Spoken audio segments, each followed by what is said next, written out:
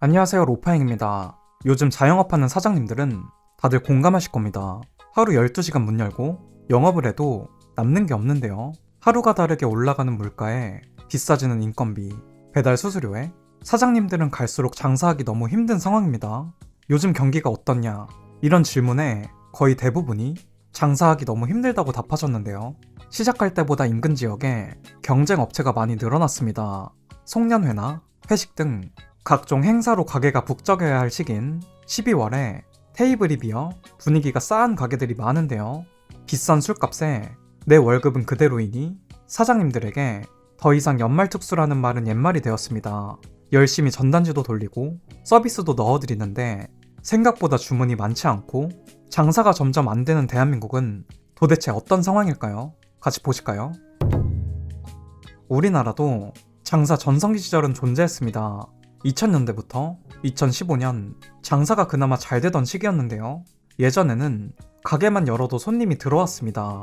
그 시절에는 네이버 리뷰도 없었고 배달 플랫폼도 없었는데요.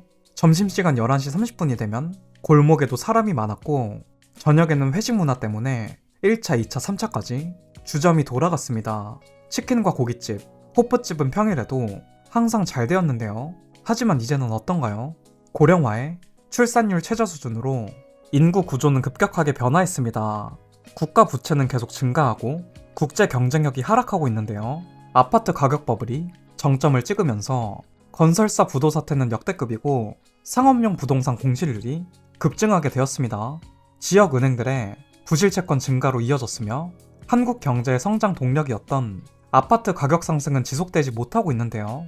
지나가는 사람을 붙잡고 물어봐도 한국 경제 위기는 이미 눈앞으로 다가왔습니다. 골목과 상권을 책임지는 음식점들은 원자재값 급등에 쓰러지고 있는데요.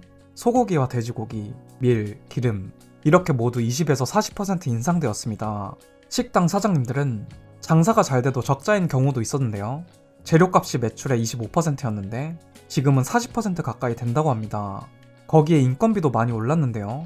최저임금은 10년 동안 4,860원에서 9,860원으로 103%나 상승했습니다. 인건비 부담으로 사장님 혼자 운영하는 곳들이 폭증하게 되었고요. 체감상 예전보다 훨씬 바빠졌는데 남는 게 없는 구조인 셈입니다. 통계청 자료를 한번 봤는데요. 외식비 지출은 8개월 연속 감소세를 보였고 돈을 많이 써주는 세대인 40대와 50대 중심으로는 먹을 걸 줄이는 세대라는 표현까지 나왔습니다. 전기세와 가스비도 올랐으니 과거보다 매출이 똑같아도 망하게 되는데요. 그렇다고 음식 판매가를 올리자니 단골들이 떠나갈까봐 무섭다고 합니다. 결국에는 홀 매출이 떨어지니 배달로 돈을 벌려고 하는데요. 배달의 늪에 빠져버리는 코스입니다. 플랫폼의 수수료와 광고비는 말도 안 되는 수준인데요. 결국 평균 주문 한 건당 남는 돈이 2,000원 미만인데 피크타임에 홀에 신경 쓰지 못해서 점점 사람들이 줄어드는 매장이 발생합니다. 이제는 배달 전문점들이 샵인샵으로 한 개 가게에서 6개 상호를 갖기도 하는데요. 유행에 민감한 나라이니 복제 창업이 많아졌습니다. 지방 번화가를 가더라도 서울과 크게 차이가 없는데요. 더 이상 여행을 갈 이유도 점점 사라지고 복제 창업은 포화 경쟁만 가져옵니다. 대표적으로 소금빵과 무한리필, 그리고 저가 커피가 있는데요. 예전에는 소금빵을 먹기 위해서 일부러 맛집을 찾아다녔는데 이제는 집에서 5분 거리에서도 구할 수 있는 흔한 빵이 되었습니다. 메리트가 점점 사라지니 메뉴는 사람들에게 잊혀지는데요. 장사에 뛰어드시는 예비 사장님들은 항상 유행하는 아이템을 찾게 됩니다. 그리고 미용실과 네일샵, 피부관리 가게들도 골목마다 하나씩 있는데요. 공통적으로 손님이 예전처럼 자주 오지 않고 주기가 길어지고 있습니다. 꾸미는 문화에서 지금은 참는 문화로 바뀐 건데요. 보세 옷가게 또한 이제는 빠르게 문을 닫고 있습니다. 이커머스가 지배한 세상이니 이제는 경쟁력을 찾기 어려울 정도인데요.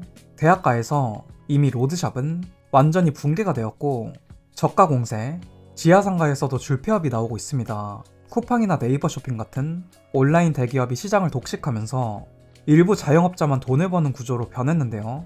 기존의 길거리 오프라인에서 장사하시는 분들만 도태되었습니다. 이렇게 대한민국에서 이제는 노는 사람들이 사라졌습니다. 전부 집에만 있는 건데요.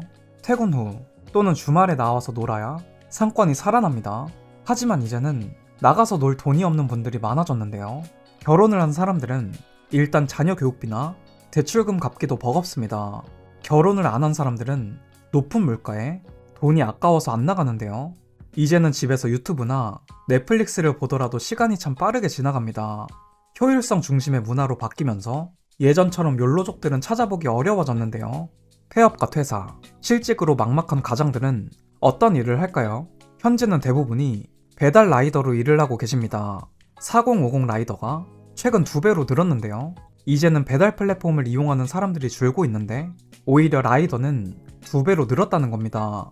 그렇다면 지금 배달 시장에 뛰어든 4050 세대가 콜이 많아서 돈을 많이 버셔야 하는데 요즘 같은 경기에는 그것도 쉽지가 않습니다.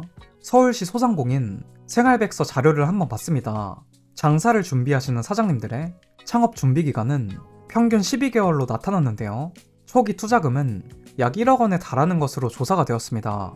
하지만 경기 침체와 매출 부진으로 5명 중에서 1명은 3년 안에 폐업을 고민 중인 것으로 나타났습니다. 1년 일하는 시간과 1억 원이라는 돈이 한순간에 증발했다는 건데요. 차라리 작은 회사에 취직을 했다면 좋았을 걸. 이렇게 후회하시는 젊은 사장님들이 많아졌습니다. 시니어 형님들의 경우에는 퇴직금을 사업자금으로 투자했다가 전부 날려버리고 일용직 일을 하시면서 힘들게 사시는 분들도 많은데요. 지방에서는 청년 유출 문제도 심각하고 수도권으로 사람들이 몰리고 있습니다. 하지만 가로수길 상권은 정말 처참한 수준이고 홍대 거리도 예전 같지 않은데요. 마포구 외식업 폐업은 올해만 벌써 전년 대비 51%가 증가했으며 서울에서 가장 많이 폐업하는 곳이 되었습니다. 예전에는 홍대에만 가도 맛집이 정말 많았지만 이제는 프랜차이즈 가게만 남고 개성 있는 작은 가게들은 점점 사라지는 추세인데요. 특색 있는 가게들이 사라지니 사람들이 굳이 번화가를 가지 않게 됩니다. 현재는 프랜차이즈 본사와 플랫폼들만 돈을 벌고 있는 느낌인데요. 아이러니하게도 돈을 벌어다주는 점주님들은 매달 월세 내는 것도 어렵습니다. 사업자의 줄폐업으로 소상공인 40%가 평균 1억 원 가량의 빚을 지고 창업 3년 내에 문을 닫았는데요. 창업 비용이 1억 원이고 폐업하는 비용은 평균 2,188만 원이었습니다. 철거비가 500만 원이 넘고 원상 복구 비용은 약 400만 원입니다. 종업원 퇴직금과 세금 등을 포함하면 폐업을 하기 위해서도 엄청난 돈이 필요한데요. 하루 평균 대한민국에서는 2,762명이 폐업을 강행하고 있습니다. 전체 52개 업종 중에서 소매업과 음식점업을 합하면 전체의 약 45%인데요. 이미 한국 경제에서는 버블이 형성되고 있습니다. 빚투를 하면서 모두 주식이나 코인에 투자를 하고 있고 영끌을 하면서 무리하게 부동산 투자를 했는데요.